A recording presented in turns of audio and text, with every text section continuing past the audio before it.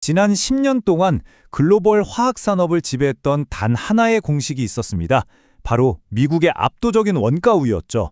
그런데 말입니다. 이제 그 10년짜리 공식이 완전히 깨지고 있습니다. 오늘 이 거대한 판이 어떻게 그리고 얼마나 극적으로 뒤집히고 있는지 그 핵심을 정확히 짚어드리겠습니다. 네, 바로 이 한 문장이 지금 시장의 모든 것을 말해주고 있습니다. 최신 산업 보고서들을 바탕으로 지금 에너지와 화학 섹터에서 벌어지고 있는 이 거대한 지각 변동 하나씩 파헤쳐보겠습니다. 자, 먼저 지난 10년의 그림을 한번 그려봐야겠죠. 미국이 값싼 셰일가스를 무기로 그야말로 전 세계에 저가 화학 제품을 쏟아내던 시절이었습니다. 이 때문에 특히 우리 아시아 기업들은 정말 엄청난 압박에 시달릴 수밖에 없었죠.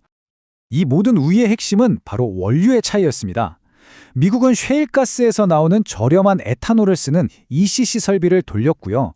우리를 포함한 아시아는 원유에서 뽑아낸 나프타를 쓰는 NCC 설비를 썼거든요. 가격 경쟁 자체가 안 됐던 겁니다. 이게 지난 10년간 시장의 절대적인 규칙이었는데 이제 그 단단했던 기반이 송두리째 흔들리고 있습니다. 자, 두 번째 이야기입니다. 미국이 그토록 누려왔던 원가 우위가 정말 갑작스럽게 그리고 아주 가파르게 무너지고 있습니다. 왜냐고요?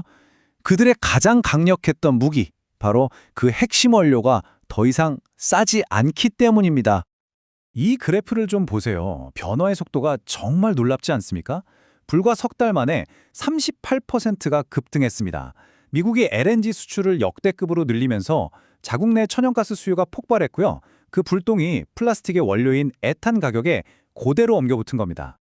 이게 그냥 원가가 좀 올랐으니 가격을 조정합니다. 이 정도 수준이 아닙니다. 시장의 판이 바뀌고 있다는 걸 보여주는 아주 강력한 신호탄이죠. 무려 28%입니다. 자, 그럼 이 가격 인상이 미국과 아시아 제품 간의 경쟁 구도를 어떻게 완전히 뒤바꿔 놓았을까요? 이 그림이 모든 걸 말해줍니다. 이제 미국 수출업체들이 아주 곤란한 상황에 처했어요. 운송비까지 고려하면 아시아 구매자 입장에선 미국산 플라스틱이 이제 톤당 거의 $200나 더 비싸진 셈입니다. 굳이 더 비싼 돈을 주고 미국산을 살 이유가 완전히 사라져 버린 거죠. 그런데 정말 재미있는 건 미국의 입지가 이렇게 흔들리는 바로 그 타이밍에 아시아 쪽에는 아주 기가 막힌 선물이 도착했다는 겁니다. 그 시작은 바로 이 거대한 파이프라인입니다. 이게 그야말로 게임 체인저입니다. 이 파이프라인 덕분에 아시아 정유사들은 이제 중동에만 목을 맬 필요가 없어진 거예요. 새롭고 안정적이고 심지어 가격 경쟁력까지 갖춘 원유를 공급받을 길이 활짝 열린 거죠. 자, 이렇게 캐나다라는 강력한 경쟁자가 등장하니까 기존의 공급자였던 사우디아라비아는 어떻게 해야 할까요? 당연히 다급해졌습니다. 아시아 시장 점유율을 뺏기지 않으려면 가격을 내릴 수밖에 없는 상황에 처한 겁니다. 이게 뭘 의미하는지 아시겠어요?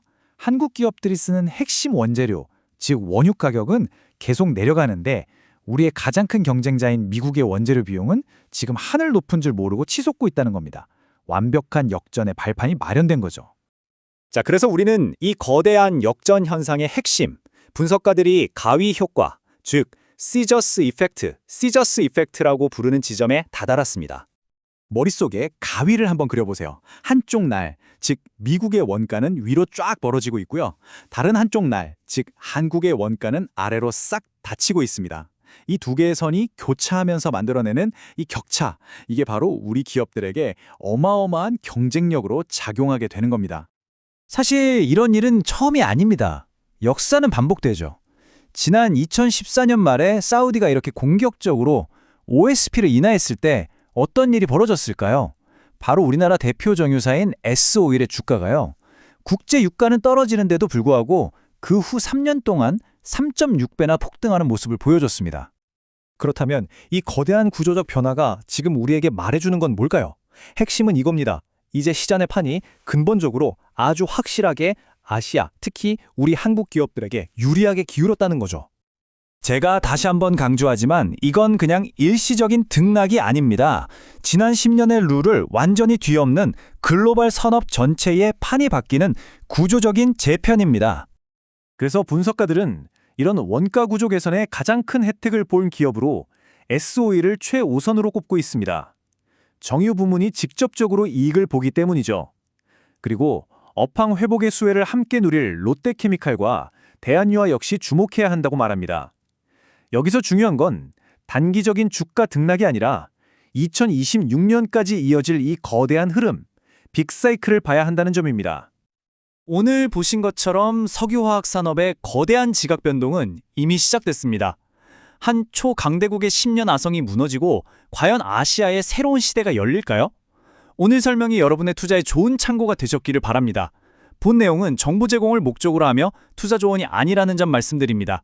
시청해주셔서 고맙습니다.